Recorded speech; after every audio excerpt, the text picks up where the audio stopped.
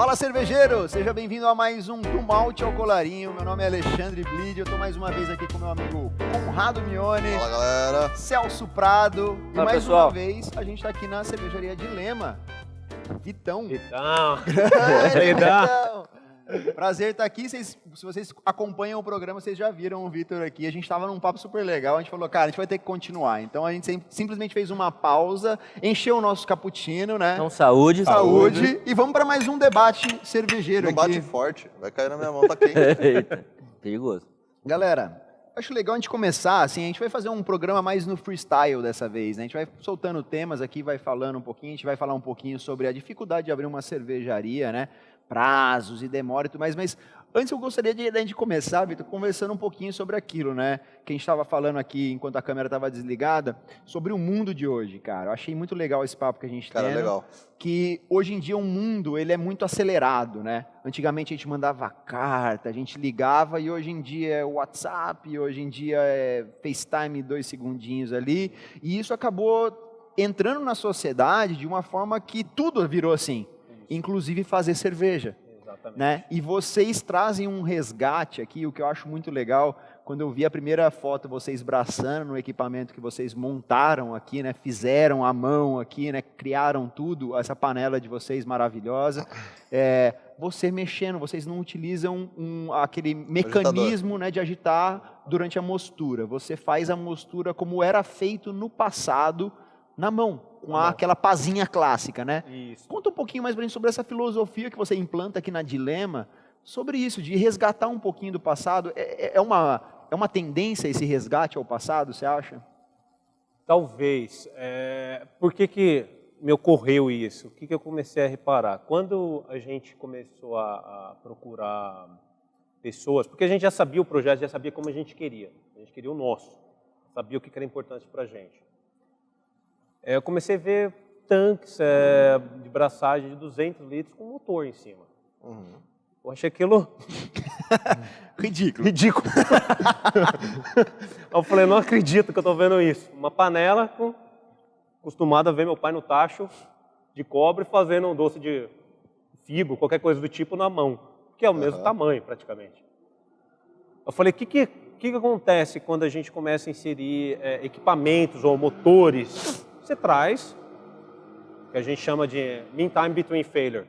Vai falhar, vai exigir manutenção, traz mais um risco. Qual que é o risco? Aí você pode falar, alguém se machucar, cair um óleo lá dentro, arrebentar uma peça, um parafuso, colocar lá dentro, que aí fica em cima do tanque. Assim, são coisas que às vezes não é necessário. Como que a gente determinou que para o nosso tanque não era necessário? Foi a experiência. Como eu falei no episódio anterior, começamos a braçar numa cervejaria de 10 hectolitros, que é praticamente 1000 litros. Uhum. Não usávamos motor. Com os contatos que eu tenho também fora do país, eu questionava, né, sobre equipamentos. Quando eu comecei a projetar, eu comecei a buscar pessoas para comentar meu projeto. Então, é pessoas da indústria. E foi então que eu encontrei uma pessoa de UK. Ele avaliou, ele falou, o que você está fazendo? Para que você está colocando isso? E o sistema, se você for o sistema britânico, dois tanques, 2 panelas. Tá certo? Mostura, filtração, fervura. Sim. Exatamente como a gente praticava quando eu trabalhava no Canadá. E eu falei assim, meu sistema é 1000 litros, eu não preciso de mais que isso.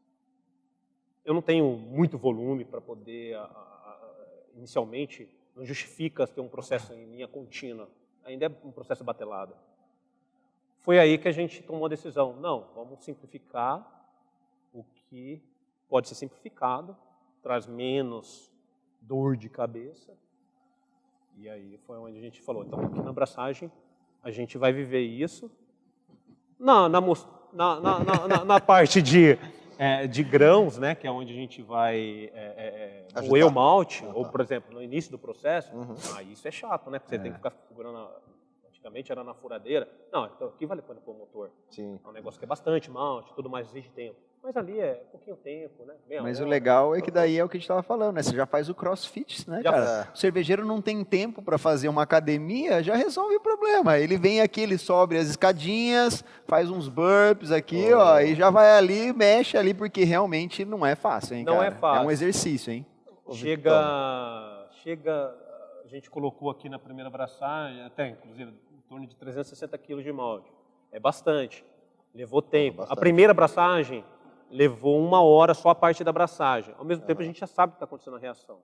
Mas é processo artesanal. A gente Você já está preparado para preparado para isso. Na segunda a gente falou, opa, foi mais rápido, levou meia hora. É o cervejeiro raiz, não é o cervejeiro Nutella. Exato. Você está preparado Preparado para a pra- guerra. Então, mas é interessante assim, colocar de que você fala em experiências, né? E você tem experiências fora desse mundo, na sua profissão original, de engenharia, que é de observar riscos, né? Exato. Então, se você falando, eu fiquei aqui pensando de que o quanto também é importante, legal, a gente não nasce profissional e é muito bacana, às vezes você vai por caminhos diferentes, mas você vai trazendo as experiências de outros momentos para isso que você tem hoje, né? Exato. E toda essa visão que você tem, essa visão que você está colocando na cervejaria, traz a experiência. E outra coisa bacana, que vocês são 2 sócios, né? Uhum. E está muito também colocado e definido a Isso. sua área de atuação e a área de atuação do Conrado, né? E a sua atuação você tem fazendo bem feito, assim, no sentido de, vivi tudo isso. Isso. O que eu posso trazer de benefício e trazer também para fazer uma nova história aqui dentro, né? Exato. Nós até comentamos de narrativa. Não sei se é uma narrativa isso, de ter a questão menos equipamento, menos tecnologia, modernidade, que é bom, mas você tem uma experiência técnica de até onde eu posso colocar ou não. Até onde isso. E aí tem a questão do artesanal. Se é uma cerveja artesanal, né?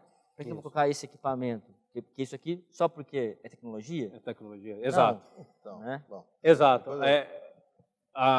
Quando a gente... o background, a experiência anterior permitiu a gente, até mesmo assim, questionamento, né? Foi o que eu falei, a gente buscou outras pessoas quando a gente estava definindo equipamento, por exemplo, tanto de braçagem. Hoje eu falo que não é necessário, hoje com os maltes que a gente tem, não é necessário, talvez, depende da cerveja, você fazer rampa de braçagem.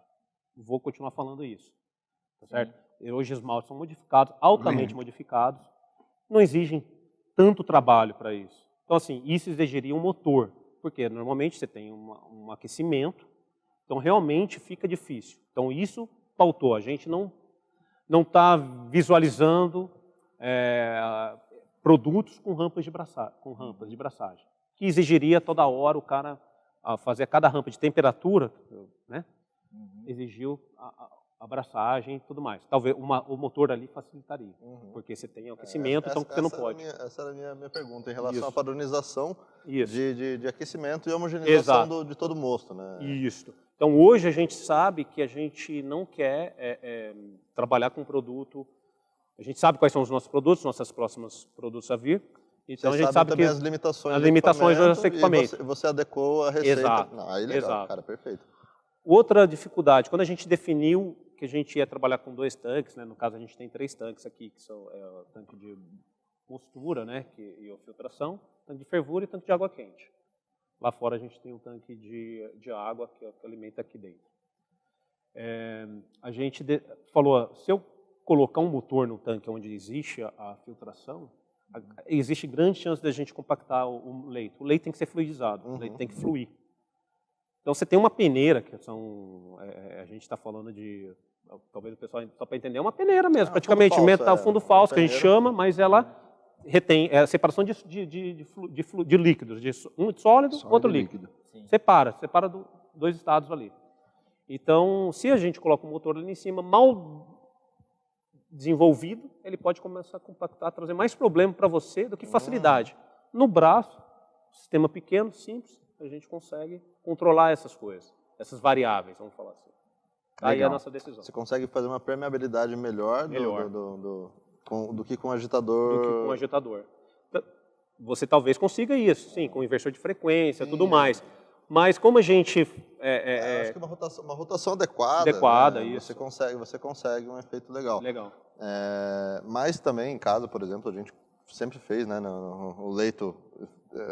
fez o leito ser permeável, fazendo na mão, né? Eu acredito que também é você respeitando algumas leis de física, né? Digamos assim, para não compactar muito o leito em relação a peso e volume de área de filtração. Eu acho que vai tranquilo. Foi basicamente essa decisão que a gente tomou. Foi mais um dilema nosso de definir isso. Falou assim, nesse sistema de 1000 litros, vale a pena ter um motorredutor em cima do tanque? Legal.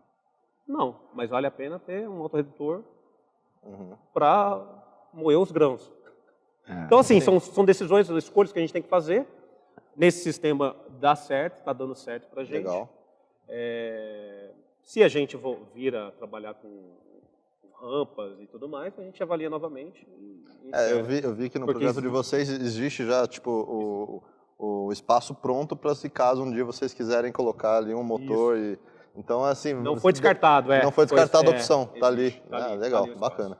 E hoje vocês têm uma panela de produção de 1000 litros, vocês têm 2 tanques de 2000 litros... 2 de 3 2, 3.000 litros e tem um pequenininho ali do lado também. Os pequenininhos são esses foram os primeiros tanques que a gente fez, porque eu acreditava que, assim, como a gente vem de experiência, vem de um background, a gente nunca sabe do nada, né? Eu falei assim, eu tenho que preparar a pessoa que vai trabalhar com a gente nos tanques também. Lógico, a gente também estava se preparando. A gente começou com nossa planta piloto, ainda ela é ativa ainda, né? A gente parte dela. E o nosso fornecedor, vamos falar assim, nosso parceiro, ele também passou por essas fases. Então, ali a gente fez uns tanques menores, trabalhou com todos os tipos de camisa possíveis, tá certo?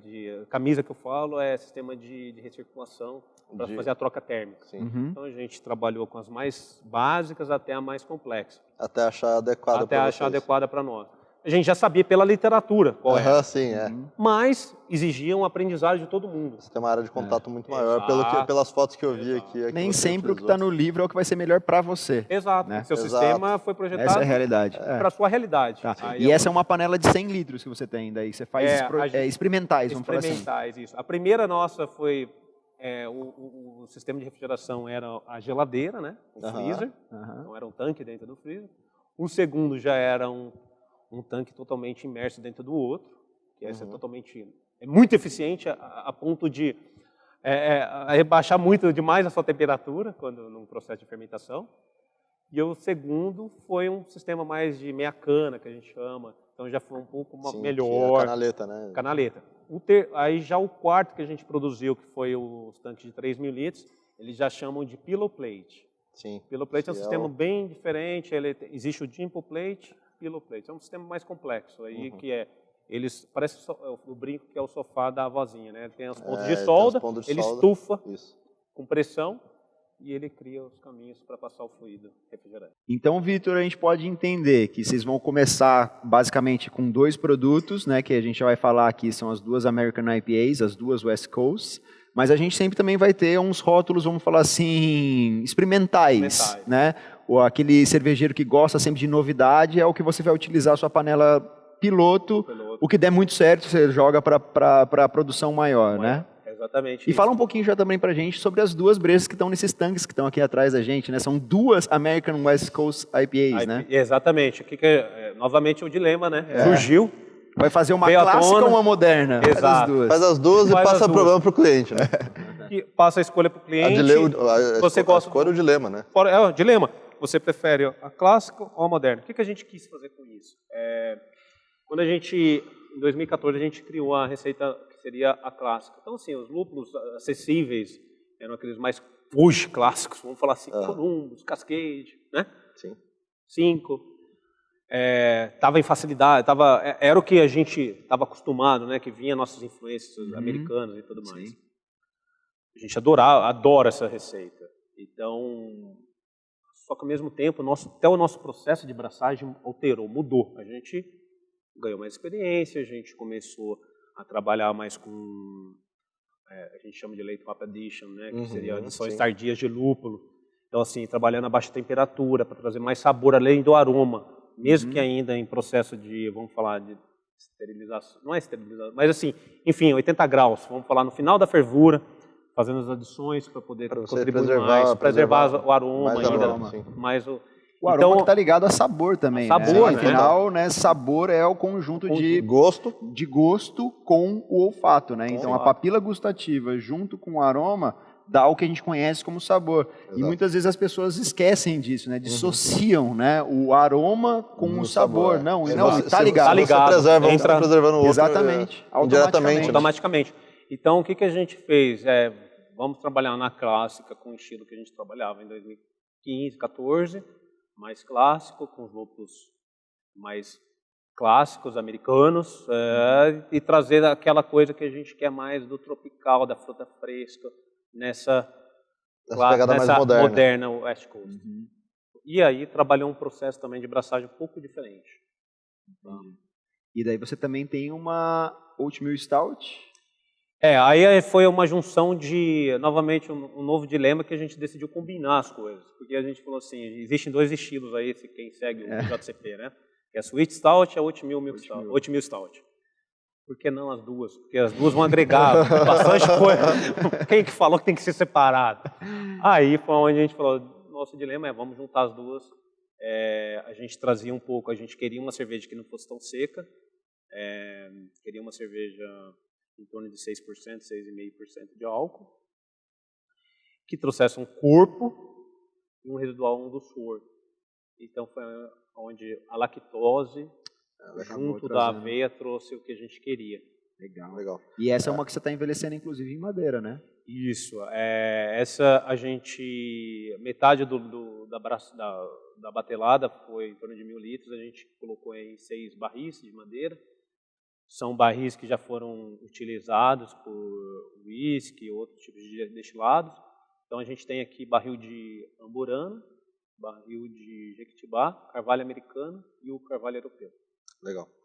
Para quem não conhece, a lactose, ela é um tipo de açúcar, né, que ele não é normalmente fermentado por levedura cervejeira, né? E então ela agrega para a cerveja um residual doce, né, um açúcar residual, e provavelmente dentro de barricas de madeira, onde você tem outros micro-organismos agindo, esse tipo de açúcar pode ser metabolizado dependendo do micro-organismo que estiver ali, e complexando, né, formando novos aromas, novos sabores, deixando ela um pouco mais seca, mais alcoólica, e gerando uma cerveja provavelmente totalmente diferente, ainda mais em função da madeira onde está sendo utilizada, pegando todo esse aroma e sabor, esse aroma e gosto, né, formando um sabor diferente da madeira que está sendo utilizada junto com a levedura e micro-organismo que tiver ali dentro. Gera uma cerveja totalmente diferente. Isso é muito interessante, trabalhar com açúcares que vão ser fermentados posteriormente à fermentação primária, né? Inicialmente, a gente pensou nisso, até dessa possibilidade de acontecer. A gente fez um processo para tentar garantir não foi intencional, mas ela pode vir a ser um produto diferenciado, que nem no caso que você está colocando. Realmente foi até um dilema, novamente, que a gente teve. Aí a gente falou assim, a gente vai trabalhar com a lactose, envelhecer um barril que pode ser refermentado lá dentro, correndo inicialmente o risco, já que o nosso objetivo é ser uma cerveja ainda stout, não uma cerveja sour. Sim. A gente está pagando para ver, se desenvolver de uma maneira diferencial, diferente do que a gente esperava, a gente vai classificar ela como uma cerveja sour, sim, refermentada, porque foi passivo de refermentação no barril, sim, por causa da lactose. Porque sim, é muito alimento. É muito alimento. É muita fonte de energia. Muita fonte de energia. O que a gente fez para garantir? Sim, a gente trabalhou com vaporização dos barris, a gente trabalhou com no caso, a vaporização e mais a água fervida, tudo para poder esterilizar esse barril antes. Uma outra coisa que eu vi que vocês fizeram, né, não sei se foi propositalmente pensando nisso, mas que também, consequentemente, vai ajudar nesse processo de evitar que outros micro-organismos se desenvolvam no barril, já que o propósito de vocês era utilizar a madeira como principal fonte de característica a ser adicionada na cerveja que está ali dentro, né? é a utilização de cera na parte externa delas. Você vai evitar microoxigenação dentro do barril e vai evitar que micro-organismos aeróbios, né, que necessitam de oxigênio de externo, desenvolvam lá dentro. Então você vai limitar aí já uma grande gama de micro-organismos que se desenvolvem ali dentro.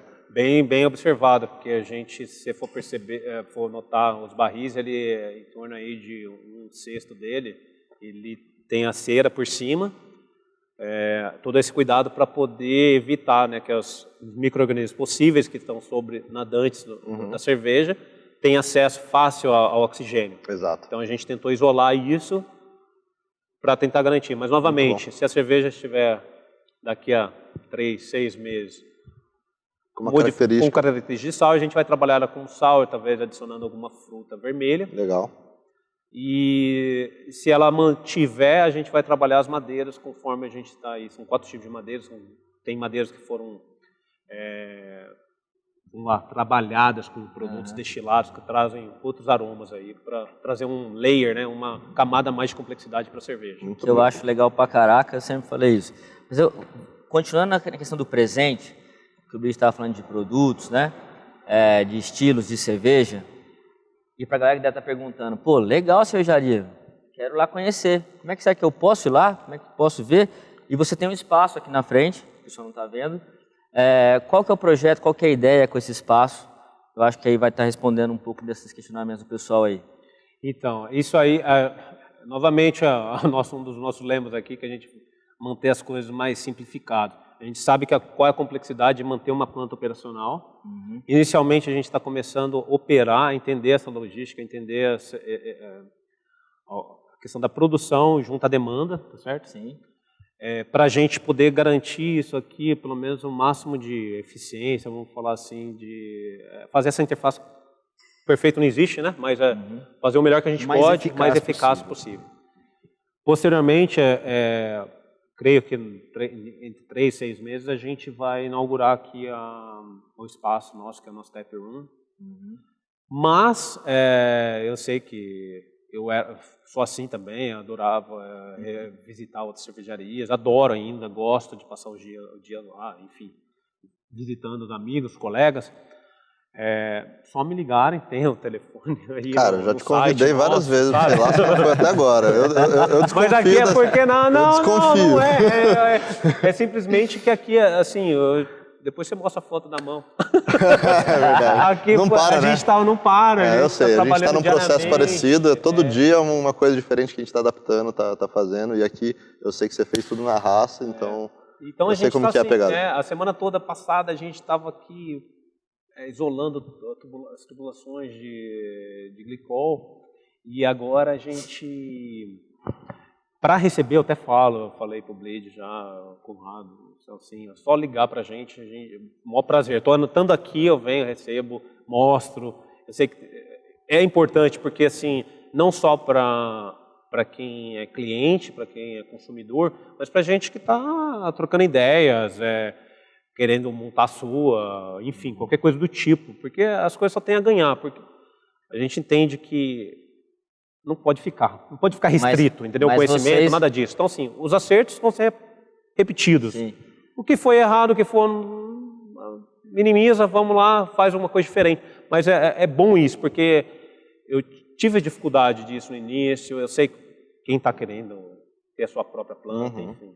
Mas quer dizer, não, que vocês ainda estão no dilema se abre regularmente a parte para o público. Exatamente, é quase isso, né?